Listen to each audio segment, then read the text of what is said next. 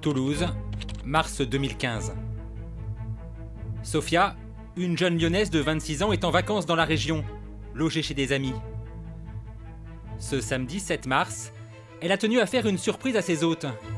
Ce soir, c'est elle en effet qui s'occupera du dîner. Il est 15h34. Sophia se rend dans une boucherie en plein centre de la Ville Rose. Elle a prévu d'acheter un rôti, mais elle est inquiète. Elle a oublié sa carte bancaire et ne dispose que de son chéquier. Heureusement, une pancarte affichée dans le commerce le stipule. Les chèques sont bel et bien acceptés dans cet établissement. Sophia est rassurée. Un soulagement de courte durée. Elle ne va pas tarder à s'apercevoir qu'elle n'est pas vraiment la bienvenue dans cette ville. Le rôti coûte 32,31 €. Sophia sort donc son chéquier et commence à le remplir, mais ce chèque, le commerçant ne l'acceptera jamais. Et la raison est toute simple.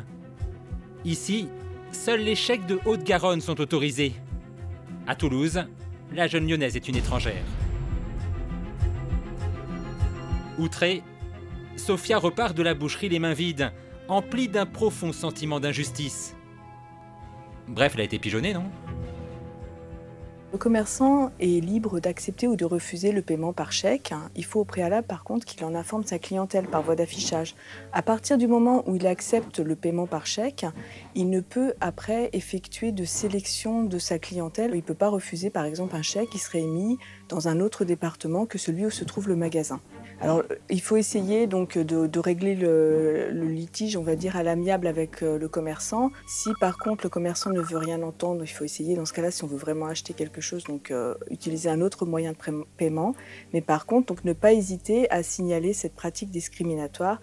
Et dans ce cas-là, il faut savoir que le code pénal prévoit en effet des sanctions pénales qui sont une amende et qui peuvent aller jusqu'à une peine d'emprisonnement s'il y a une discrimination en fonction du lieu de résidence.